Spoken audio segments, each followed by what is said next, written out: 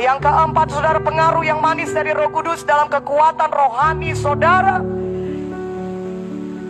Kekuatan rohani sangat saudara butuhkan supaya saudara menang melawan godaan-godaan, supaya saudara menang melawan tantangan-tantangan, supaya saudara bisa bangkit menjadi seorang hamba Tuhan yang melakukan kehendak Tuhan.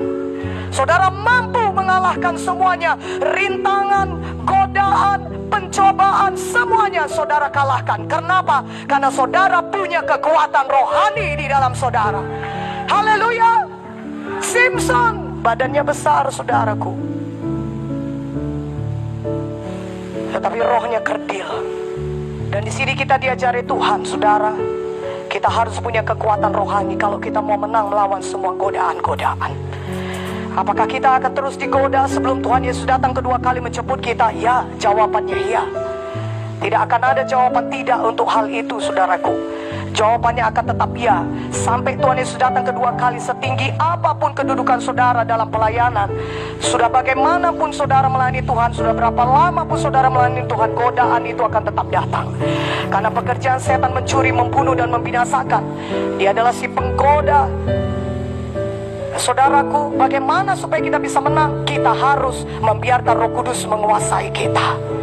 Kita sebenarnya manusia roh di dalam. Itulah kita yang sebenarnya manusia roh.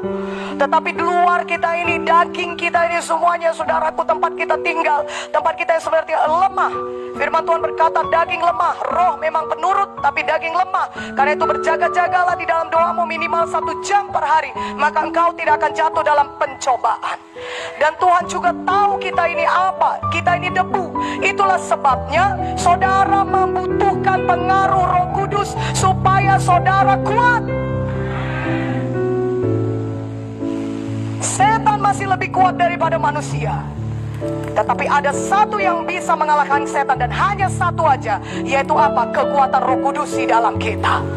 Karena itu tiap-tiap hari, saudaraku, kita harus memiliki kuasa Roh Kudus bekerja di dalam kita supaya kita kuat secara rohani. Bagaimana Roh Kudus memberikan kekuatan? Satu, pengaruh yang manis dari Roh Kudus memberikan kekuatan dengan mengimpartasi kekuatan kepada saudara di dalam manusia batinia saudara. Dia datang dan dia beri kekuatannya, kuasanya, sehingga kita bisa mengalahkan semua pekerjaan setan, bisa mengalahkan semua tantangan, bisa mengalahkan semua godaan-godaan. Jadi kita kuat rohani kita, kuat roh kita. Godaan apapun, sudah menari-nari pun dia seperti di depan Yusuf itu, saudara. Ya, istri Potifar itu sudah menari-nari dia di depan Yusuf. Tiap hari digodanya Yusuf, tapi Yusuf tidak pernah jatuh dalam dosa. Dan saudara lihat bagaimana Tuhan Yesus, Tuhan Yesus kita yang luar biasa. Dia juga dalam tubuh manusia. Kita tahu itu semuanya. Tuhan itu bukan hanya sekedar Tuhan, tapi dia sudah mengambil rupa menjadi seorang hamba, sama seperti manusia. Nah, kalau saudara perhatikan itu, Tuhan Yesus tidak pernah jatuh dalam dosa. Apa yang membuat Tuhan Yesus tidak pernah jatuh dalam dosa? Ada kuasa Roh Kudus di dalam dia. Pengaruh Roh Kudus itu yang mengimpartasikan kekuatan tinggal di dalam kita, sehingga kita mampu menang atas semua godaan-godaan. Haleluya. Nah, saudaraku, saudara harus berdoa supaya Roh Kudus memberikan saudara kekuatannya, supaya Roh Kudus datang dan mengimpartasikan pada saudara kekuatannya. Efesus 3 ayat 14 sampai 16.